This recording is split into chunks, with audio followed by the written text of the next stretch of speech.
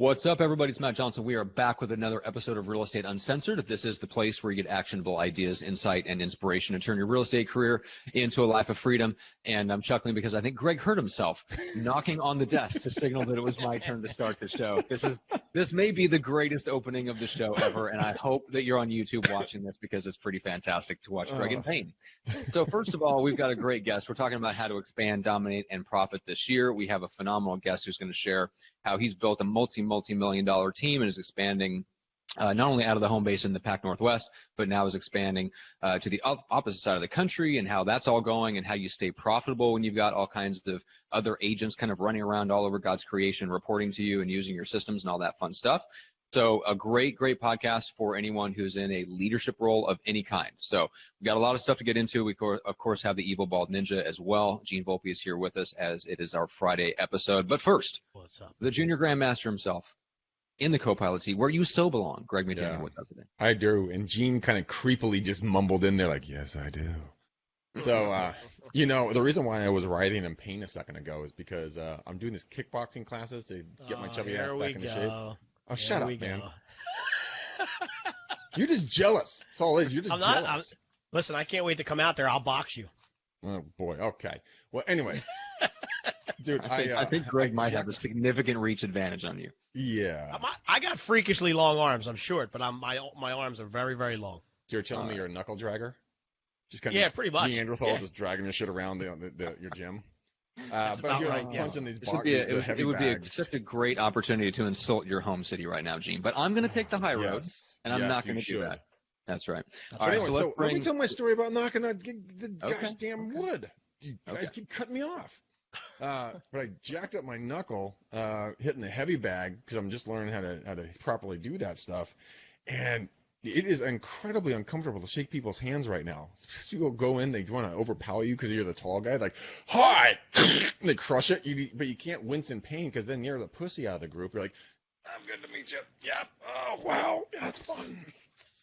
Then you shake it off, and that's my experience. That's my life right now, as Gene insults me. Yeah. As a knuckle dragging troll. I honestly didn't say anything. I was just giggling. That's all. Deservedly so. All right, gentlemen, let's bring in our guest, Aaron Ryan. What's up today? What's going on, guys? So you're going through a bit of a rebranding. So tell us a little bit about that, because it was formerly, I was going to say, of the Ryan Group, but that's actually not correct anymore. So tell us a little bit about the new brand. Yeah. As of this week, we officially went through a rebranding to the brokerage house. So part of our expansion out to the East Coast, not making it so centered around myself and my name, right? Because I only carry so much weight in the Pacific Northwest. Now going out east, we decided to go through that rebranding. Awesome. So tell us a little bit about what the team looks like right now. So we have our main office here in Portland, where we have all of our administrative staff, all of our marketing staff. I mean, basically all of our centralized operations. We have agents and offices in Vancouver, Washington, Seattle, Washington, Tacoma, Bellingham, Spokane, Tri-Cities, Washington. Let's think here. Oregon, we got Portland, Salem, Bend, Medford, and the Oregon coast. We just got licensing approved. We are launching next week in Boise and Coeur d'Alene, Idaho. And by the close of February 2019, we will have launched in Rock Hill, South Carolina, and Charlotte, North Carolina. Wow, so you're growing slowly? Yeah, that's exactly it. That's exactly it. So, we're just be patient, you'll get there. I mean, world domination is on Thursday, so I mean, we're on schedule.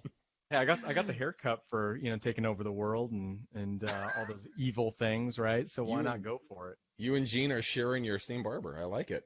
Right. I'll tell you what, when he was making the comments earlier about Gene, I thought he was giving me a new nickname, so I was my interest for a second. Yeah. Sadly, Gene has a lock on the Evil Bald Ninja. We can't give that away to anybody. All right, so let's talk a little bit about the expansion, and I think probably the easiest way to start, because we don't have a ton of time to go into each of them. We want to talk about a little bit about each of those things that you've kind of built a successful team around. So let's talk about expansion first. What do you wish, knowing what you know now, going back 5-6 years ago, tell me what you wish you would have known about expansion back then when we first started. Yeah, hire the people for where you want to go, not for where the business is today. Sound like Wayne That's Gretzky. I like it. yeah, that's a little tip for everybody out there.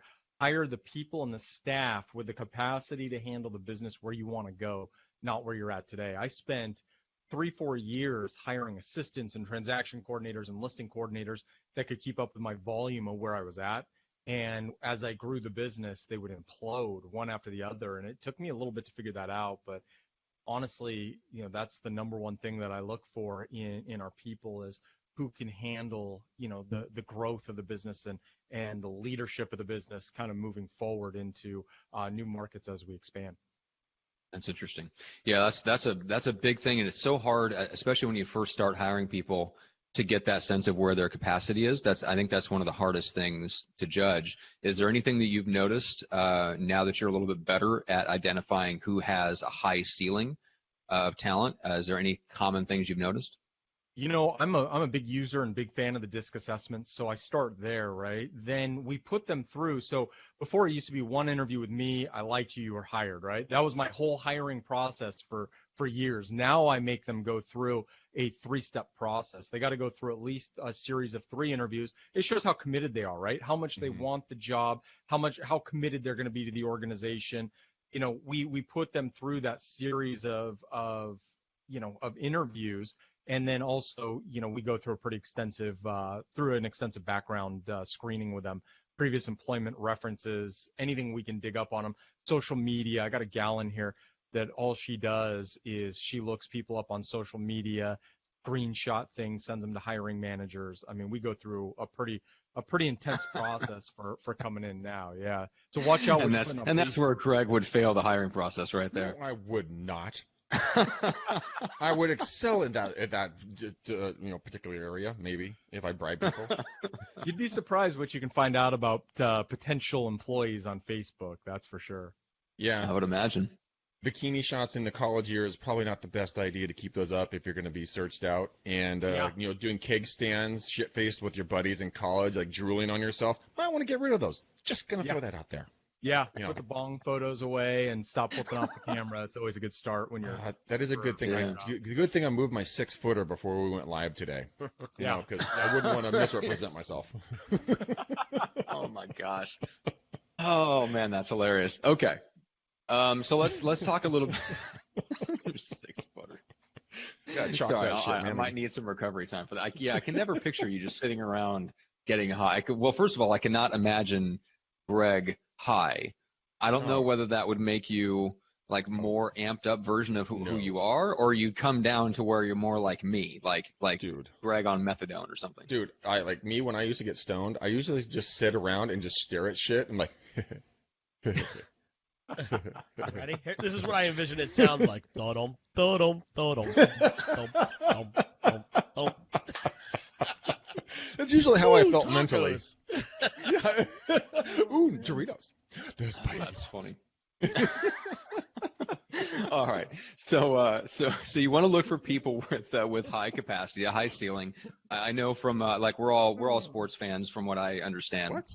And I know Greg not so much, but you got. Don't put me in that group. I know, but yeah, to me, like when you look at guys that analyze the NFL and the NBA, to me that's one of the hardest things to analyze. You see somebody coming out of college, they have all the markers, they might even have like a track record of excellence and success, and the guys that just know how to win, right?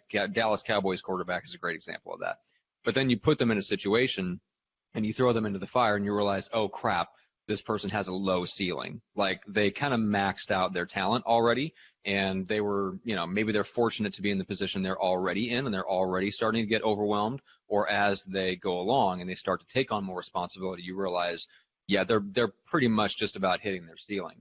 I think probably, Aaron, the toughest thing once you realize that is, do you build around them, or do you help them move on into other opportunities and replace them with somebody who has a higher ceiling? And I'm sure you've been through both. Slow to hire, quick to fire, right? It's if you, and don't get me wrong, I mean, we still make the mistake to this day. I mean, there are people out there that are professional interviewers or interviewees, right? And it's they just are great when you sit down, you talk to them, references check out, I don't know if they put down their friend's phone number and you're calling their friends and talking to them. But, after you get burned a couple times, you get pretty good at spotting the professional interview person. So when when we talk to these guys, they can still fool us occasionally. And, I always look at it this way. If you made the wrong hire, don't let the ego get in the way. Just fess up. I made a mistake. I made the wrong hire. Make the adjustment. It's mid-game switch up, right? Yeah. Get rid of that player, pull them out, put the backup in. It's time to get going. So don't waste any more time. Agreed. All right, let's talk about what it takes to dominate, right? So when we talk about building a top performing team in a market, what are some of the things that you think about in terms of like the ingredients that goes into being able to not just kind of survive and not even just thrive, but to really get to the top of the game in a certain, like a large metro city? What does it take to be that top dog? You got to generate leads. That's number one. In any business, it's all about the lead generation, right? So you need to be able to get in front of people, give your presentation, give your spiel, right? The person, the agent, the broker, the business with the most leads will always win, because you're going to end up with the most clients. You're going to end up with the most sales. So it's all about the lead generation. I always tell people that we're like a lead generation, and sales training company that just happens to sell real estate, because we focus 80% of our time in lead generation and training our people to be the best that they possibly can once they get in front of the client. And that, that formula has been successful for us. What was your own personal favorite? Like, I mean, you've worked with a lot of like high level people and celebrities and sports, athletes and stuff like that up in your area. What was your favorite method to generate those types of high level leads? I think probably one of the easiest things to do, and I'll tell you, where I found a lot of success was just being a good general overall relationship guy, right? So I got in with, one of the local sports teams here by, talking to the guy who washed the cars. He ended up washing my cars, and I was able to get the in at the practice facility, and getting an introduction through him to, one of the, probably 10th, 11th men on the bench. Got in there as a young kid, right? Helped one of them. Then you get in the group. Then maybe you're good in person. You get invited over, you meet other guys, or you're hanging out or whatever, and you just get in that circle. So, you can't, the one thing I think a lot of people forget is you can't treat anybody differently, right? So the guy who's washing the cars, or the ball boy, or, the equipment manager can help get you the in. So you always have to be on point, treat people with respect, and never know who your connection to people is going to be. And that's so true. That's great advice for any stage of life. But yeah, I mean, I've seen that pay off for me, and I always try to keep it in mind, when I run across somebody that may like be somebody's assistant or something like that, like just to always remember that I was just some dude a few years ago working at somebody else's company, and I was the guy that was taking those phone calls when somebody wanted to talk to the CEO and they got on the phone with me instead. And now I'm in a position where it's flipped, right? So I have people taking calls from me, or I'm connecting with other people, and I always try to remember that, right? That you never know who you're connecting with. Not only do you not know who they can introduce you to just based on who they're at now, but man, 3 or 4 years is a long time, right? You could be just rolling along doing your business, and 3 or 4 years from now run across somebody you don't even remember ticking off 3 or 4 years ago, and they block your way to something because you ticked them off because you were disrespectful. So yeah, it's just being nice is just a good policy. Well, I mean, granted, I violate that with Greg every day, but he puts up with me. Yeah, I do have to put it because it's in our contract. But what a good story. Remember last year we were down in Australia and we were listening to what were those guys? The guys on the short guys on TV. Yes, the Altman brothers. Altman brothers. Yeah, and the Altmans were telling a story about the fact that Josh took a call from a gal to look for a rental. And he's like, oh, he's feeling charitable or whatever. So he did it, and it was a long process. And she was looking at all these different things. And she called her dad to be like, hey, Dad, can I get approval to lease this property? Well, little did he know, her dad was some huge muck at some Fortune 500 company. Ended up, it was a ridiculously large property, like a $30-40 million property or something. It was a very large amount of money that he then was able to get a sale on because he showed kindness to this gal who was just literally, Jane Nobody. And, his brother did the same thing when a guy walked up to like a $25 million home they had listed. The guy looked like he stepped straight out of the 80s, like kind of scruffy, was driving a beater of a car, the whole thing, and nobody gave him the time of day.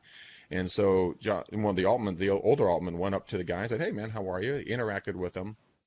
And the guy said, "Hey, you know what? You're the only agent that is really giving me the time of day. I'm actually insanely wealthy, but I got tired of people just using me. And because you treated me like a human being, I'm now going to give you my business." And it was then again another great story of, look, just a human's a human's a human. End of story. And like you said, you never know who they're connected to. But even if they're not connected to anybody, you still need to show them grace, kindness, and love. Because anyone with $1 million or 10 cents in their pocket deserves that. Because they will, who knows, the law of reciprocity can come in as well. It's just something my dad, the Grand Master Me Papa, the T. Diddy, has always instilled in me. And I've watched him do it, from a server who makes $2 an hour to the CEO of AT&T, who was one of our clients. It's just all across the board. You've got to show kindness and love. Yeah. Agreed. All right, that ends the warm and fuzzy portion of the show. No, wait, no, it doesn't. Not yet. You got to go back to abusing each other. Gene, you got something to pipe in on the warm fuzzies? I do, because you pulled the warm fuzzy, and we were talking in the previous segment. Aaron was talking about hiring too, and it makes me recall an article I read about the CEO of Charles Schwab. The guy's name was Walt or Wayne Bettinger or something along those lines. And when they would hire the breakfast thing, how brilliant is that? So he would bring potential candidates, and I'm sure we're talking probably high wealth. You're not just bringing every Tom, Dick, and Harry, but these people would come in to interview, and he would get to the restaurant early and tell the manager to screw their order up. Basically, just don't. I'm going to leave a huge tip. Don't worry about it. We're not going to. Seriously, he would say that to make sure, and they would screw the order up, and he would hire. One of the elements on hiring or not hiring them was how they reacted to the waiter, and there was a bunch of different things on. If they didn't say anything, that possibly meant they were timid and they were afraid of controversy. If they did say something and they were an asshole, then you don't like the way they handled it. He had all these different levels for the way they responded based off of how the order came out. And just back to the thing is, it's nice to see people. I think it's telling to watch people and how they treat other people that can't do anything for them. That shows you your character. And I think that is one of those things that if you build your karma bank enough, that'll come back and reward you down the line. You know what? When it comes to waiters, I'm just afraid they're going to spit in my food, so I don't say shit. I'm like, nah, man, that's cool. Absolutely. I'm like, fuck that, man. I've seen the movie Serving, when they scrub their nuts with the steak. I'm cool, man. I have no desire for that. Waiting. Oh, I love that. Waiting. All right. Well, let's take just a step back real quick, just for a second, for a couple of things, and then I want to talk about profit with Aaron. So first of all, I just wanted to mention that the show is supported by Wise Hire, which you guys should go check out right now. Aaron, you alluded to the DISC assessment. The DISC is literally built right into the Wise Hire process, so it screens out according to whatever team member you're hiring. Yeah, they're phenomenal. They've really dialed that in. So we love Wise Hire. Go check them out and mention that we sent you. And then, Gene, you have something for Reddit, so I want to get to that before we dive back into profit and talk about Aaron's new podcast. You want to do that now? Yeah. Do it. That's the hint. So, well, first of all, I want to say this. So while we're kind of pre-showing with Aaron, if you are a real estate agent and you want to see what your website should look like, go to the brokeragerealtors.com. That website's smoking hot, bro. I appreciate that, man. We just redesigned that thing about 2 weeks ago. It took us about 6 months to get that down. So hopefully everybody out there likes it. Yeah, it's sharp, dude. The brokeragerealestate.com, right? Realtors. Brokerage Realtors, excuse me. Yeah, so check that out. So, yeah, because I was just kind of just doing some background. Love the logo. Love how the logo unfolds. You got the video right in the middle. Like, what kind of car is that? It's slick. This is the i8, man. I just rolled up in it this morning. It's one of my nice. It's one of my favorite ones. Yeah, dude, that's pretty slick. On there. Check that out. Dude, I saw one of those nice, the other day. Those things are sexy, sexy cars, man. Yeah, I love that car. It's comfortable. Oh, wait. You're talking about no. I'm not talking about the one in the video. I'm talking the one you're leaning on. The Porsche, the 356. Is that what that is? Yeah. That silver bad boy? That is a total James Bond car. I don't think he's ever driven a Porsche, but it looks similar to to like a classic '60s Aston Martin. That's nice. crazy. Yeah. Gene, post that in there for everybody so that they can access that link as well. Yeah, no problem. So, just real quick, and I want to jump back. So I was kind of going through today. I went to lunch and was digging some things up, and I got a couple notifications on my phone from Reddit, Reddit.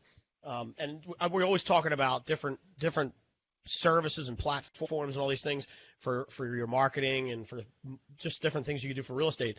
And it occurred to me, I don't think we've ever really talked about Reddit. We talk about YouTube a lot, right? So if you ever wanted to figure something out in your life, like how do I replace, this part of my garbage disposal? Typically what most people do is Google it, go to YouTube, watch the 6-minute video, and follow the video.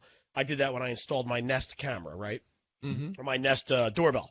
So, it takes 4 minutes. It's nice and easy to do. Reddit is sort of like YouTube, but for the techie geek. So if you ever want to know how to get down and real dirty into the weeds on something, Reddit's a really good way to do it. So, like, for example, get in there and search for how do I create Facebook ads for real estate agents. And you will get Reddits and subreddits and videos and pictures on ways, best practices and people's opinions. You're probably going to spend some time in there, but if you're really trying to figure out how to do something right, get into the Reddit army, I guess, and do it. Before you get in there, search for Reddit 101 online and watch a quick video on how it works, and you'll understand what Reddits are and subreddits. And then one last piece I want to add to that is one other thing you might want to look into is advertising on Reddit for your business. Right now, it's so limited and so new that it's going to be the cheapest way to get out there right now. And I know it's probably it isn't as robust as some of the other advertising platforms, but down the road, it might be something that for, cents on the dollar, you might be able to pull some leads in from buyer, seller, or maybe even hiring. If you get to the hiring stage where you're looking to build a team, it might be something along those lines. So Reddit, sign up. It's easy to do. And then get in there and do some searches on some of your favorite stuff. Nice, man. Awesome. Good tip. Love it. All right. So, Aaron, we'll talk about the new podcast in a second, but let's talk about profit. So that's one of the things that you're kind of known for within the team community, and you see a lot of guys building teams out, especially expanding, and they find out behind the scenes they're not actually profiting, right? So what's the difference between an expansion kind of organization that profits and one that doesn't? Well, I think that it's important to understand, right, because expansion's the big word nowadays, right? We got one of the big companies out there pushing guys who have no business, probably even managing teams or managing people, trying to expand into markets where they're never even going to see these people, right? So, where our model is quite a bit different is these are actual agents who work for our brokerage, exclusively, right? These aren't people who are kind of part-timing it for our team, doing their own thing, all that stuff. These are actually brokers who are on our system full-time, that we have, we have numbers set for them. They have to hit certain metrics, everything, right? So I think that, I guess when it comes to the expansion, it's you got to know your numbers. You got to know your numbers from the top, from your most profitable agent down to the bottom, right, to the newest agent. You got to track their numbers. You got to know exactly where they're at every single month. You need to know, you got to stay on top of the numbers, the expense. If you do those two things, what they're bringing in compared to what you're paying to support them, you can run a profitable model, right? And you want to be somewhere in that 55 to 65%, ratio. That's where you want to, that's where you want your margin to be. If you're not at least 55, 65% right there minimum, then you need to get out of the expansion business, bring it back down, and just focus on your main hub and your main area. Gotcha. How do you first get to that type of a financial model, and what would be the first leading indicator for someone if they're like, okay, well, I think I'm there, and then they look at it, and they're slightly below like 30%, how could they bump that back up if they're just determined to do it? Or would you say, look, man, just fold your cards, you're gonna drown? I mean, you got to decrease your expenses, right? You got to decrease your overhead. You got to decrease your expenses. You got to figure out, where are you spending your money? You got to know where your ROIs are. Focus heavily on the things that are returning you the best, the best return. And, without knowing specifically, what the deal is with somebody's business who's at 30%, you got to start with the P&L. You got to start looking at that thing, examining it, understanding your numbers, understanding where you're bleeding money, scale that back or lose that part of your business. It's that simple. Either you scale it back or you lose that part of your business and you focus on what it is that's profitable. Where I find, Greg, that a lot of these guys make a big mistake is they try to do a whole bunch of stuff, but they're not good at any of it, right? They try to, run a buyer's team, a listing team, expand into 5 different markets when their main hub isn't even profitable to the level that it makes sense to operate as a business. Why do people, when they expand out, is it more of an ego play? Have you found? Yeah. Yeah. Oh, yeah, an ego will definitely kill you 100% of the time. Well, you know what? They're going to their company's conferences and they're telling them how great of an idea this is, right? They're telling them how they need to be in 5 or 6 cities, but they're not really focusing in on that balance sheet and knowing, what is your margin. And they're not diving into that enough because it just doesn't make sense to go into another market until every market that you're in is running tight and you're making the margin and you're profitable. So here's a really good question for you. When you're saying your main hub, and you're at there 50 to 60%, what's your optimal number, 50 or 60? Where do you want to be? Where would be? I like to always be at 60. Well, yeah. Yeah, right? I like money too. Yeah, exactly. So, we try, it gets pounded into everybody's head from our CFO down. We need to be at 60. We love 62, 65%, but 60 is kind of where we're always shooting every single day. That's where bonuses kick in. People start really striving for that 60 to 65% number. But I'm assuming it's not just for 1 month. Like, yay, I hit 60%. Great, I'm going to expand. Is it like 3 months, 6 months, 12 months? What kind of time needs to be consistently hitting 60 or 62% for them to be like, okay, now you can model this in another city? I would say you need to be doing it for at least 12 months. You need to go through all the seasons. You need to go through all the seasons. Yeah. You need to watch that margin and see how you do every single quarter and then go back and average it. And if it's not, in that, 50, 60, 65% number, you need to re-examine, do better the next year, and then think about expanding. How many times have you seen people look at you like you are absolutely have lost your marbles? Oh, yeah. But then you're like, look, man, you can really listen to me or not. You have expansion teams all over the country. And you're like, look, I know what I'm talking about. And they pretty much tell you to go kick rocks. And you're like, all right, man, well, see you later. And then they come back to you and they want to like sit at your feet and learn. And you're like, look, you're not going to listen to me in the first place.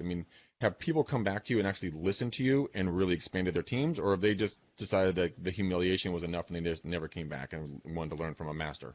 I have had a couple people come back. I've had a couple people ask me for advice, go out, to a conference, do the wrong things, implode, scale back to their main hub, and then come back. And I give those people credit, right? This business is so ego-driven that I've seen guys that have just told me that I'm insane because I'm not part of the big company that pushes expansion and tries to jam expansion down people's throat at any cost, right? Mm-hmm. I just do my own thing.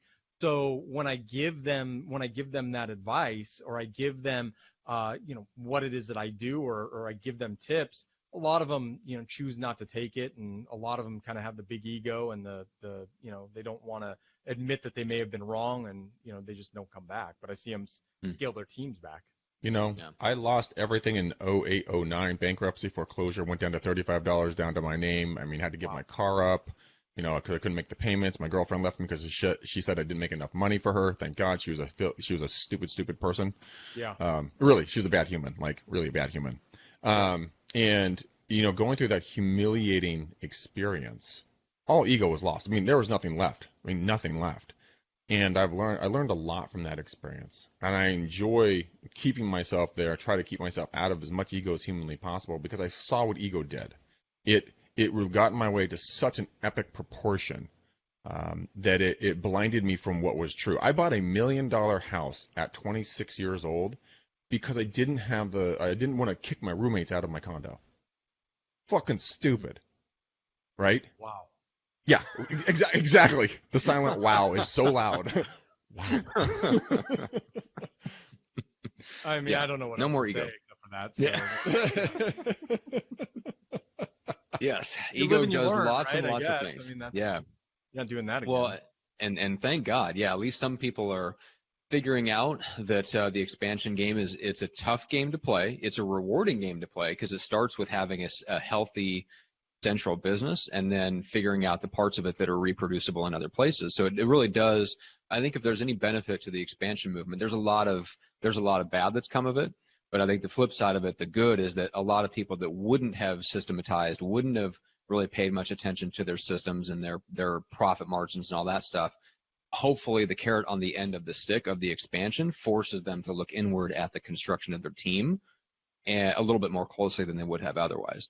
So I definitely see like both sides of the expansion movement, and then both the pros and cons that it's like kind of had on the industry. Sure, absolutely. Yeah. But let's talk about this for a second before we shut things down. So, Aaron, you've got an awesome new podcast. My team is producing it, so we're super pumped about it. Real quick, for those that are in the listening audience, you can go grab it on Apple Podcasts and Stitcher, for example. Spotify is coming. Pandora is probably coming. They just opened up their platform to podcasts, so they're a little hard to get into, but you'll probably see that coming down the pipeline. But it's called Expand, Dominate, and Profit. And let's talk a little bit about just the point of view and what you'll be sharing on the show. But it's live and available right now, so you guys can go check it out. But Aaron, why did you start the podcast to begin with? I mean, giving back to the industry has always been big. We've had a lot of people try to inquire about this expansion model and profitability and how to dominate a market, and we decided to start sharing tips, tricks, getting people on the show that can help contribute to that. And it's a good way to give back to the industry and help answer some questions. And hopefully we stop seeing these guys going out there just trying to expand for the sake of expanding, and they're actually doing it because it's a good revenue source for them and a way to make money.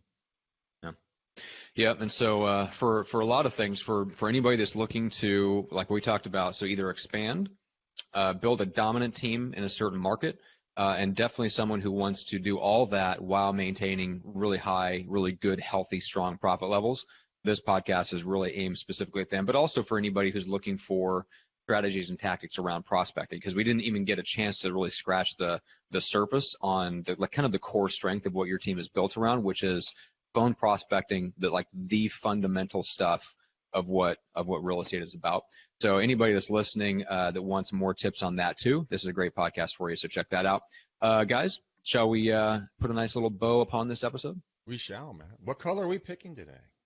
Ooh, I'm going to go, well, first of all, I love Aaron's burgundy suit. You'll see that in the artwork for the show, and it's also on his new website, by the way, so check that out. But I got to go with burgundy in honor of the full-on suit that Aaron was wearing for the artwork of the show.